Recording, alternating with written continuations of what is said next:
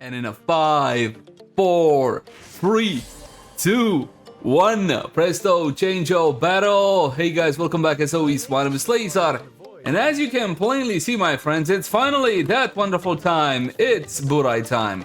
We're gonna check out what he brought. I'm gonna give you my 2 cents. The brand new item is Inaros Floof. Oh, fudge me.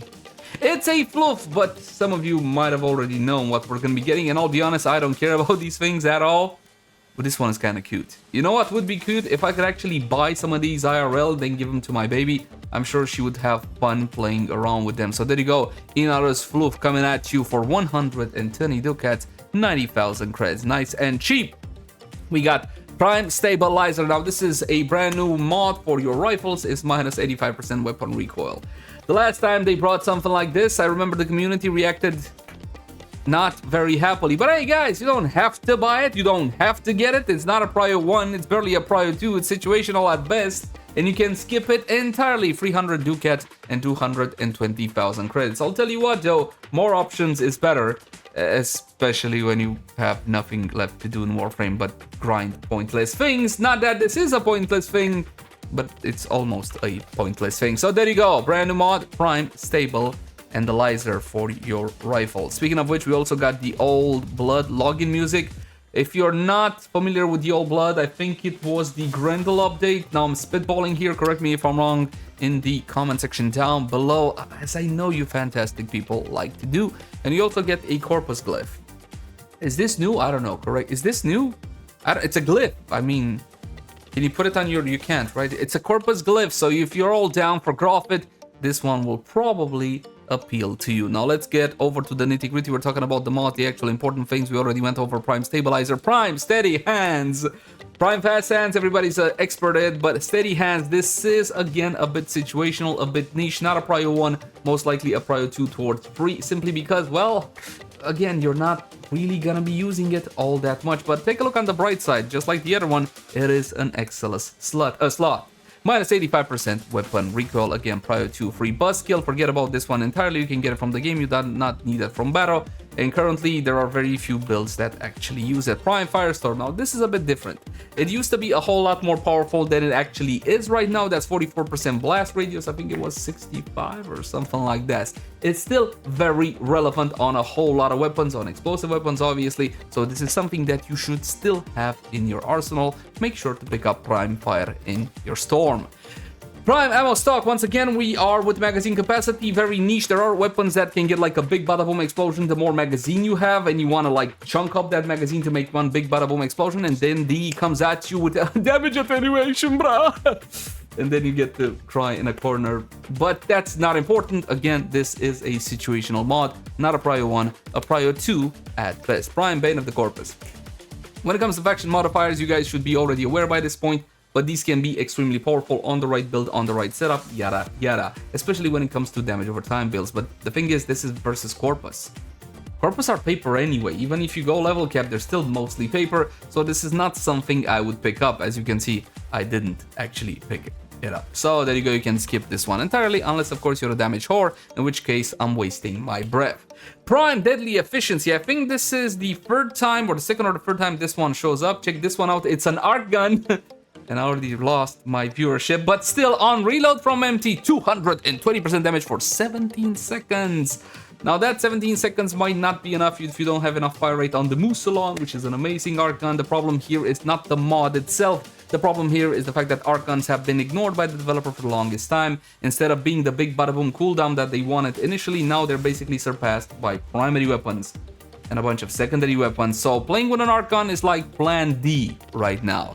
And we do love the double Ds. Now, I don't know what I was going for that, but thank you for the sub. What else we got? Weapons.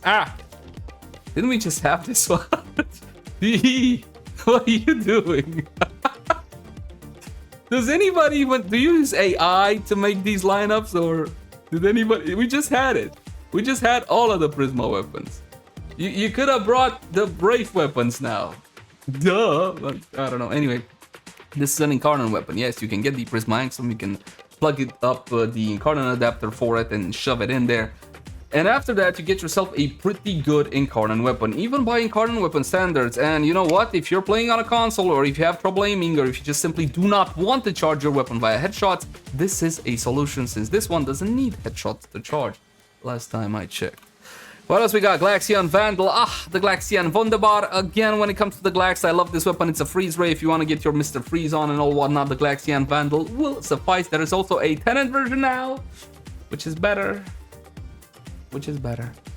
And if it's better, this one gets relegated to Mastery Fodder. And I really hate saying that about any weapon, being all passionate about weapons. Now, speaking about passion and weapons, Quanta Vandal. This is, in my opinion, a weapon that should truly symbolize what Warframe is.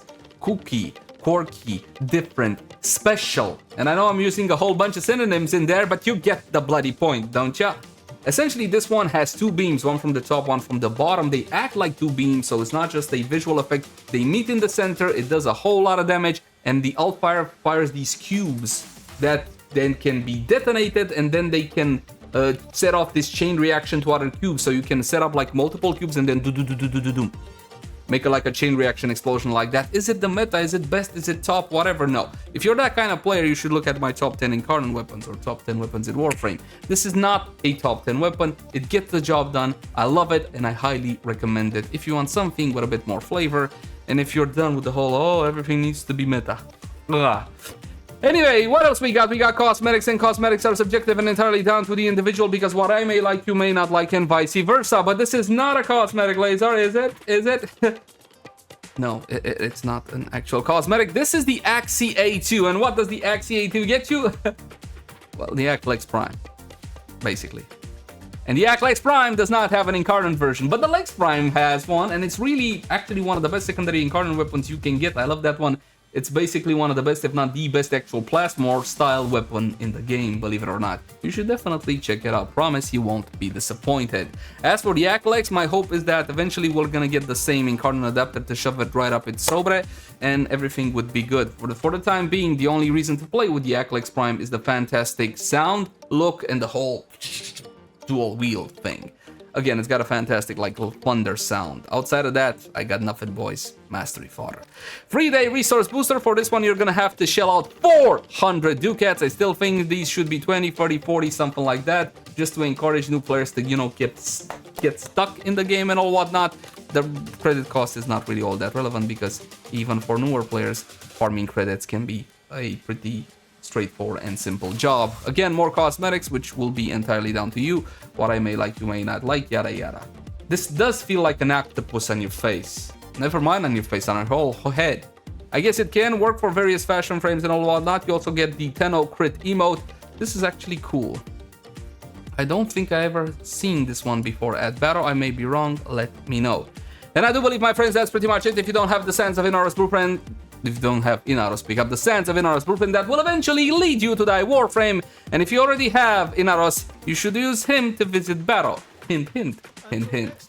And I do believe, my friends, that is pretty much it. Catch me live over on Twitch. I'll pin a link in the comment section down below. Right now, we are doing the last epoch. There's fantastic new drops. There's a new season, and they made some very big improvements to the game. I'll catch you fantastic people over on Twitch. As always, my name is Lazer, and I'll catch you in the next one. Ciao.